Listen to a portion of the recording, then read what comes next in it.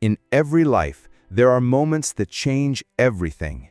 Moments that pull us into the darkness only to push us toward the light, if we let them. But what happens when the lines between love, betrayal, and redemption blur? What happens when you find yourself trapped in a web of secrets, passion, and the kind of love that could either save you or destroy you?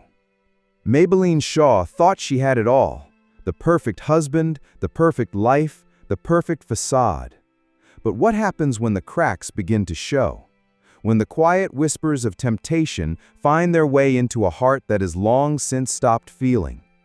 What happens when one choice, one moment, changes everything? This is the story of a woman who thought she knew who she was. A woman who thought she knew what love was. But in the end, it's a story about discovering who you really are when everything you thought you knew falls apart.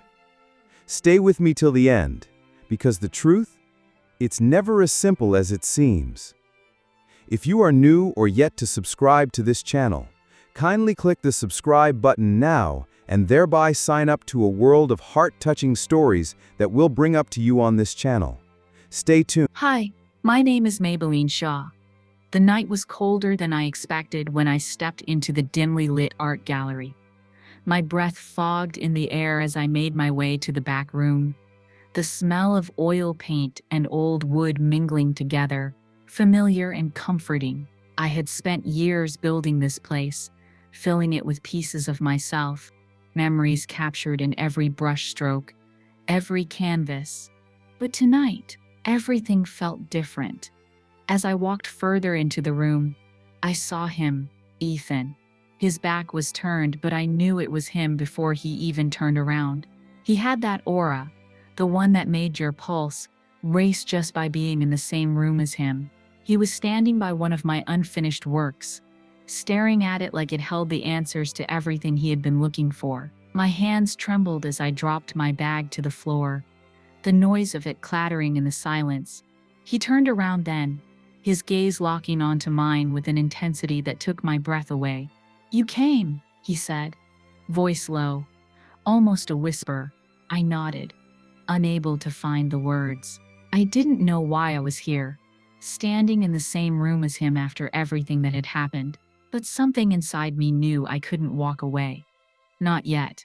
For months I had tried to push him out of my mind, tried to bury the moments we shared in the shadows, but they kept creeping back, always just beneath the surface. Like a secret I couldn't outrun. Ethan had changed everything. What I thought I knew about myself, about my marriage, about love. It all shattered the day I met him. The first time I saw him was in the park, a rainy afternoon, the kind of weather that made everything feel washed out and melancholy. He was sitting on a bench, sketching in his notebook, his brow furrowed in concentration. His dark hair was soaked from the rain, his clothes clinging to his body. He didn't seem to care, lost in his own world. Something about the way he focused so completely, with such raw passion, drew me in. I was a stranger to passion. The life I had built was a facade, carefully constructed over the years. I was married to Lucas, a man who checked all the boxes. He was successful, driven, and had the perfect smile. On paper, he was everything a woman could want, but in reality, he had become a ghost in my life, a man who only saw me as an accessory, a trophy wife who played the part, but never truly lived. Our house was beautiful. It was everything I had ever wanted: white picket fences, manicured gardens, and a grand staircase that made me feel like I was walking in a movie. But behind closed doors there was a different story. Lucas and I had stopped touching, stopped talking, stopped living. I had become nothing more than a reflection of who I was supposed to be, a hollow shell wearing the mask of a perfect wife. It was on that rainy day, in the park, that I realized I was suffocating. I had been in a cage of my own making, and I couldn't escape it. Ethan's presence in that moment was like a breath of fresh air, a stark contrast to the stagnant life I had been living. his eyes full of depth and hunger, had drawn me in before he even spoke a word. At first, it was just an innocent conversation. He asked me for advice on his sketching technique, and I gave it, thinking it was nothing more than a casual interaction. But something in the way he looked at me, in the way he seemed to study every word I said, made me feel alive in a way I hadn't felt in years. And so, I agreed to meet him again. He asked me to teach him art. He wanted to learn.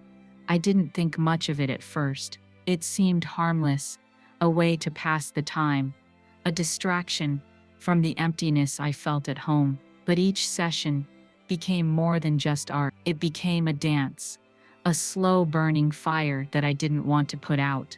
He saw me, not just the surface, but the woman beneath it all, the one who had been buried under layers of expectations and obligations. I remember the first time he kissed me. It was in the studio, late at night. The world outside was silent, and in that moment, everything else disappeared. The studio, once a sanctuary for my creativity, had become the place where I would lose myself, where I would let go of everything I had ever known. His lips were soft, insistent, and I gave in. For the first time in years, I felt wanted, desired, like I was more than just a name on a marriage certificate. But that moment, that kiss, was the beginning of something I couldn't control. It was a spiral into darkness, into a world where I was no longer just the wife or the artist. I was someone else, someone I had buried deep inside. I let him in, and with him came everything I had been missing: passion, fire, rawness. As the weeks passed, I became more entangled in him. I saw him not just in the studio, but in the quiet moments, the stolen glances, the texts that lingered too long. He had become a part of me, and the more I gave, the more I needed. My marriage to Lucas was slipping away, slipping through my fingers like sand, and I didn't know how to stop it. Then came the day everything changed. I had been expecting a phone call from Lucas, but when the door to the studio opened, it wasn't him, it was Ethan. He stepped inside, his eyes dark, a look of determination on his face. Without a word, he closed the door behind him, locking it. I knew what was coming. There was no turning back now. This wasn't just an affair anymore. It was a reckoning. He pulled me toward him, his hands desperate, hungry, and I let him. I didn't resist. I couldn't. I needed him too much. The room was spinning, the air thick with anticipation, with guilt, with need. Our bodies collided, tangled in a frenzy of passion and destruction. When it was over, I lay there, my skin still warm from his touch, my heart pounding. I didn't know what to feel. I should have felt guilty, ashamed, but all I could think about was how alive I felt in his arms. It was as if the world had stopped spinning, as if I had finally found the piece of myself that had been missing. But that wasn't the end. It couldn't. The next morning I went home to Lucas, and nothing was the same. He was there, sitting at the kitchen table, waiting for me. His eyes were dark, filled with something I couldn't quite place. He didn't ask any questions. He didn't need to. He knew I had betrayed him, and in the silence between us, I realized how much I had lost. It wasn't just the affair, it was everything. The lies, the secrets, the years of living in a shell of a marriage. I had broken something inside both of us, and there was no way to fix it. I had become a woman I didn't recognize, lost in the whirlwind of passion and betrayal. And Ethan, he disappeared, just like that, vanished from my life as quickly as he had entered it. I never saw him again, but his presence lingered in every stroke of my paintbrush, in every unfinished canvas. He had changed me, awoken something inside me that I could never ignore. Lucas filed for divorce. The church turned its back on me, and I was left with nothing but the remnants of a life I couldn't return to. The studio became my refuge, a place where I could pour out my pain, my anger, my regret. I painted until my hands bled, until I could no longer see the canvas through the tears. And now here I am, standing in this gallery, surrounded by paintings of my own making. Some are beautiful, some are ugly, but they are all real. Each one tells a story of loss, of love, of betrayal. Each one is a testament to the woman I've become, the woman who has finally found the courage to live her truth, no matter how messy or imperfect it may be. I stare at the blank canvas in front of me, and I realize that maybe, just maybe, it's time to start painting a new life, one where I'm not defined by the mistakes of the past, but by the woman I've become, a woman who has been broken, but who is finally starting to heal. The days after Ethan left were the longest of my life. The weight of his absence pressed down on me like the thickest fog, suffocating every breath, every thought. I tried to distract myself.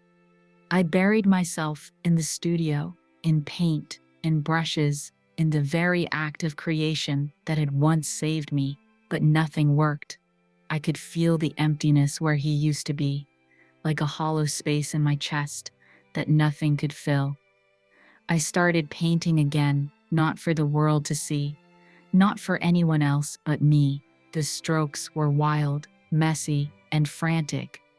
I didn't care about form, about technique. I just needed to get the chaos out, to express what was inside me before it consumed me entirely. My work became a reflection of my state of mind, a world turned upside down, full of broken lines and colors that bled together in violent harmony. One evening, I was sitting in front of an unfinished canvas when I heard the knock on my door. It was the kind of knock that wasn't too loud, but still demanded attention. A soft, hesitant tap, like a question. I stood up, my heart racing.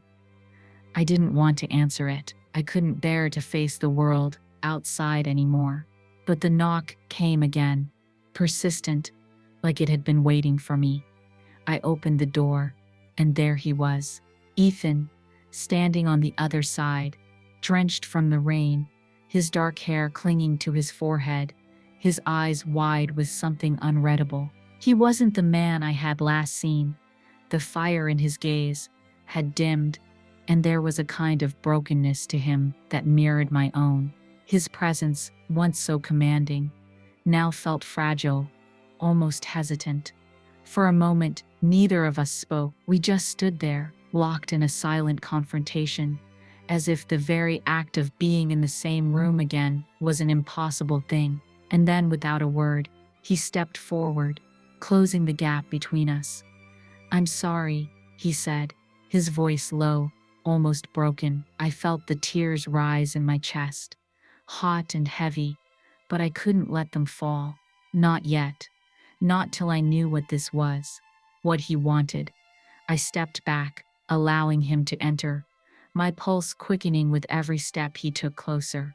His presence filled the room, overwhelming and intense. It was as though time had stopped, like the very air around us had shifted to make room for something new, something raw and unspoken. "You left," I whispered, my voice trembling. "You disappeared without a word. After everything. After what we shared. I had to," he replied, his words catching in his throat. "I needed to. I couldn't." He stopped himself, shaking his head, as though the words weren't enough to explain. "I never meant to hurt you, Mabeline. I never meant to leave you in the mess. But I wasn't ready for what I felt for you." The air around us felt heavy with the weight of his confession. I knew that I shouldn't feel the way I did. I shouldn't want him here, standing in front of me after everything that had happened. But I couldn't help it. The pull between us was undeniable, a magnetic force that had only grown stronger with time. Every moment we shared, every glance, every touch, had created something deeper than I had ever expected. And now, here he was, apologizing for something I couldn't quite bring myself to regret. "Then why come back?" I asked, my voice barely a whisper. Because I can't forget you. I've tried. I've tried to move on, to walk away. But every time I close my eyes, it's you I see. It's your face, your voice, your touch. He stepped closer, his eyes never leaving mine. I couldn't leave things the way they were. I couldn't walk away from you and pretend like you never meant anything to me. You meant everything. I didn't know what to say. The words were trapped in my throat, tangled up with everything I had been feeling, everything I had been trying to forget. He was here in front of me, raw and vulnerable, and I couldn't decide if I wanted to embrace him or push him away. He had hurt me, but in the same breath, he had given me something I had been missing for so long, something real, something that made me feel alive. Before I could say anything, he reached for me, his hands trembling slightly. He cupped my face in his palms, and for the first time, I saw him completely. The hardness had melted from his eyes, leaving only the man I had once fallen for. The man who had torn down every wall I had built, who had made me feel seen, heard, wanted. I don't want to be the man who hurt you, Mabeline, he said softly. I don't want to be the man who left you broken. I want to be the one who heals you. I closed my eyes, letting his words wash over me. For the first time in weeks, I felt a glimmer of hope, but it wasn't enough to erase the years of pain, the years of neglect, of betrayal. I knew I couldn't just fall back into his arms without consequences. There was too much at stake, too much to lose. I pulled away gently, feeling the weight of his gaze on me. You can't just fix this. You can't fix me, Ethan. He took a step back, as though my words had cut him deeper than I intended. I don't expect you to forgive me, not right now, not ever, but I need you to know that I'm here for whatever you need, whenever you're ready. He turned to leave then, his steps heavy, each one like a nail in the coffin of everything we had once been. But before he reached the door, I called out to him. Ethan, wait. He stopped, his hand on the doorknob. What is it?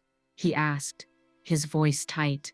I walked toward him, slowly, each step heavy with the weight of everything I was about to say. When I reached him, I stood on my tiptoes and kissed him. It was soft at first, just a brush of lips, but then it deepened, and the world outside disappeared. All that mattered in that moment was him, me, the undeniable chemistry between us. It was messy, it was raw, but it was real. We pulled away, breathless, and I looked into his eyes, the same eyes that had once held me captive. Don't leave again, I whispered, and he didn't. The next few weeks were a blur, a haze of emotions I couldn't quite process. Ethan stayed. He stayed through the quiet mornings and the stormy nights, through the heartache and the healing. We didn't talk about the past.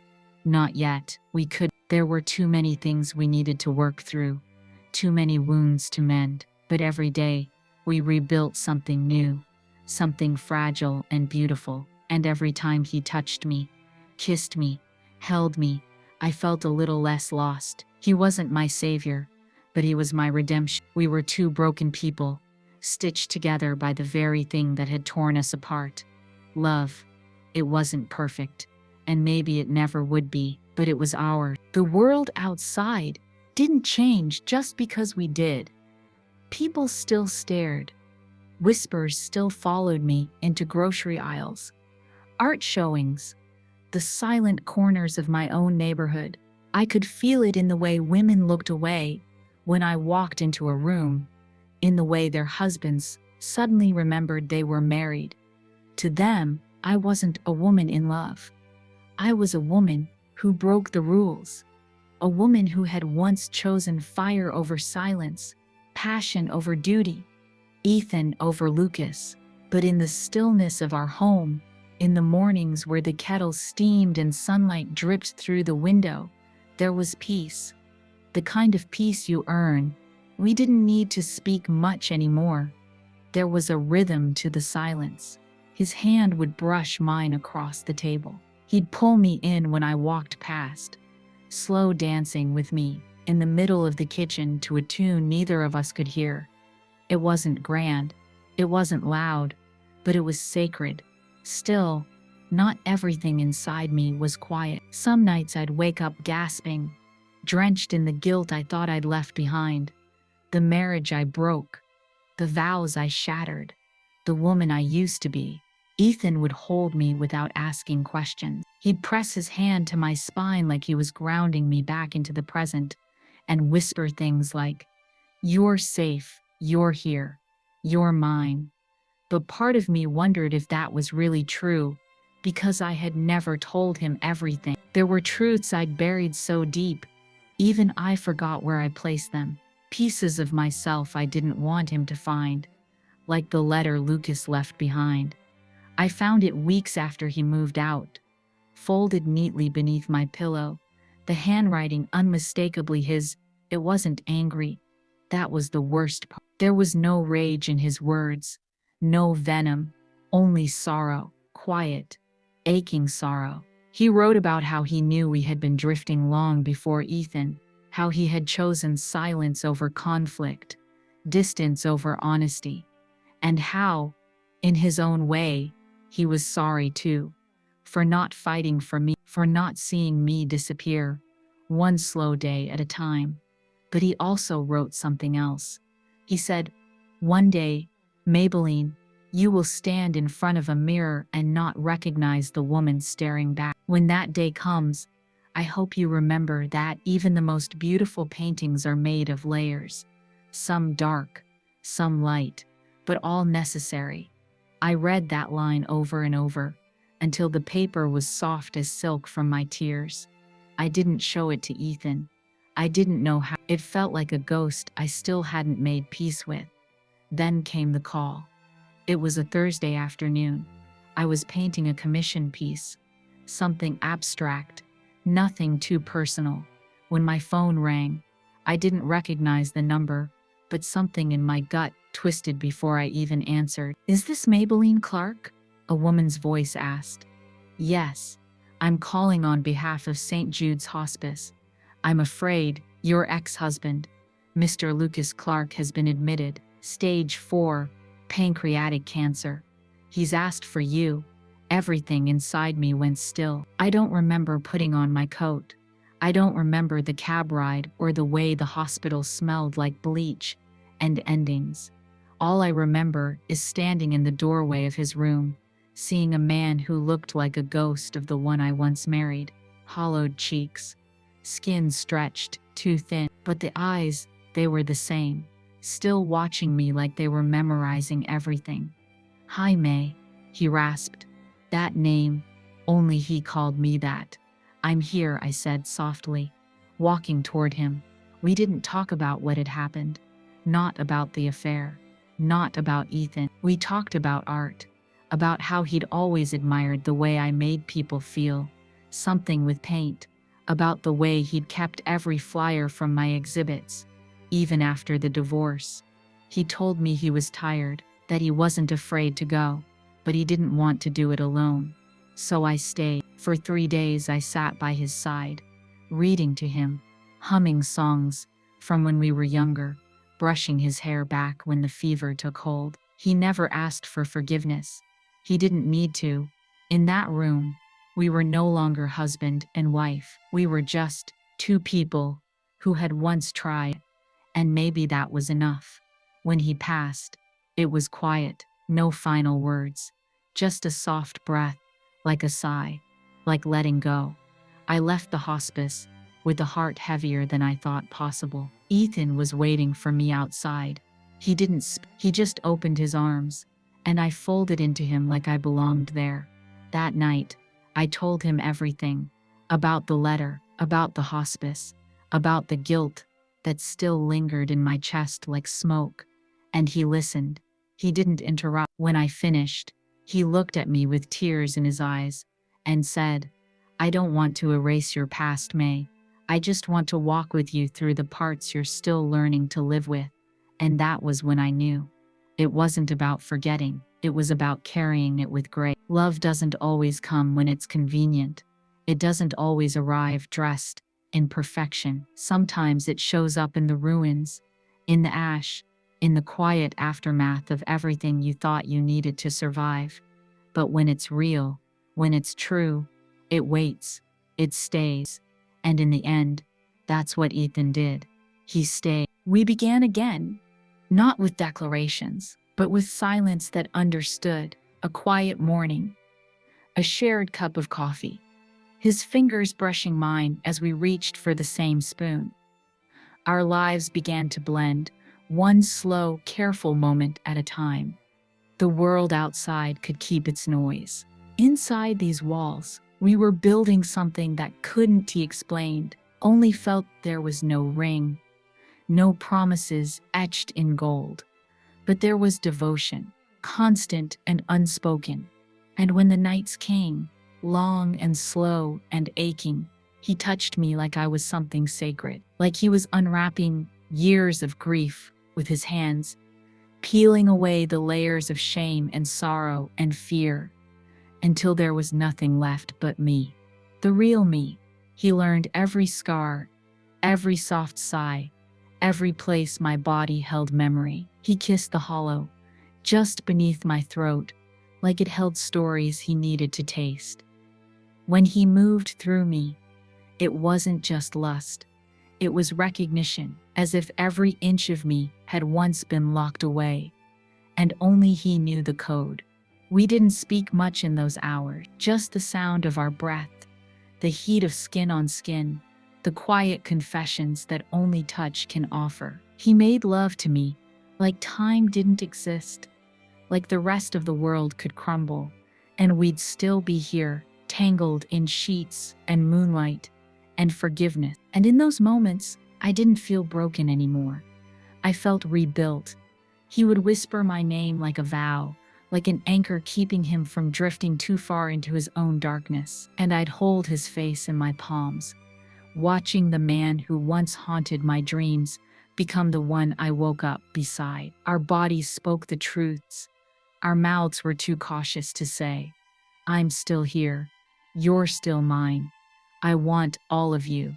The fire, the wreckage, the softness. And I gave it to him. Every time. Sometimes after, we'd lie there in the quiet, my head on his chest, listening to the steadiness of his heartbeat, like it was a song I'd forgotten how to hear. He'd trace circles on my back and ask me about my childhood, my dreams, the first time I fell in love with color. He never rushed me. That's what I noticed most about him. He didn't need to fix me. He didn't try to fill the silences or offer answers to wounds that didn't ask for them. He just stayed, present, patient, willing to be with me in the uncomfortable spaces where healing actually begins. And I finally let go of the need to prove my worth.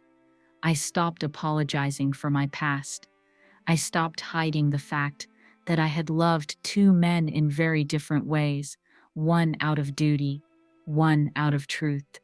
Lucas was my history, Ethan was my horizon. One evening, we were slow dancing in the living room, barefoot, no music, just the creak of the floor and the hum of something eternal. I looked up at him and said, "I don't know how this ends." He smiled, that lazy, knowing smile. "Then don't write the ending yet." We kissed under a flickering light bulb, the kind you keep meaning to change, but never do, because it feels too intimate to let go of. His lips were warm. Sure, and when he kissed me, I felt the parts of myself I thought I'd lost come rushing back, bold, radiant, whole. And then came the gallery reopening. My name was on the wall again, but this time, it wasn't about reclaiming something, it was about sharing it. The room was packed, collectors, strangers, familiar ghosts, but I wasn't afraid. Ethan stood in the back, hands tucked in his pockets, wearing that worn navy coat I once teased him about. Our eyes met across the room, and I didn't need him beside me to feel him with me. Every canvas on the wall was a chapter: pain, rebirth, passion, forgiveness, love. And then there was the final piece. A woman, wrapped in shadow and light, her hands stained with color, her eyes closed, her mouth slightly open, not in grief, but in peace. She was alone, but not lonely, unfinished, but no longer undone. It didn't need a title. People stood in front of it for a long time, whispering, but I wasn't listening to them. I was listening to the quiet voice inside me that finally spoke without fear. I made it through the fire, through the ache, through the silence, and I found love. Not the perfect kind, but the kind that stays, the kind that wakes up beside you with sleepy eyes and morning breath and still says, "You're everything." The kind that paints with you, sleeps with you, grieves with you, heals with you. The kind that doesn't rescue you from your past. It walks with you into your future. And maybe that's all we ever needed. Someone who sees us, not as we were, or even as we are, but as we're becoming. And when I looked at Ethan across that gallery, I knew he saw me, all of me. And this time, I wasn't going to run. Funny how life never gives us clean endings, just soft landings, gentle pauses between storms. If you had told me years ago that I'd lose everything, my marriage, my reputation, my sense of who I was, and still somehow come out of it more whole, I would have laughed through the tears. But here I am, still painting, still healing, still learning that love isn't always loud or polished. Sometimes it's quiet, unsteady. Sometimes it walks in when everything else has walked out and stays. I've made peace with the woman I was.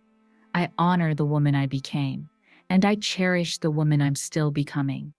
So if you ever find yourself standing in the ruins of something you thought would last forever, don't run.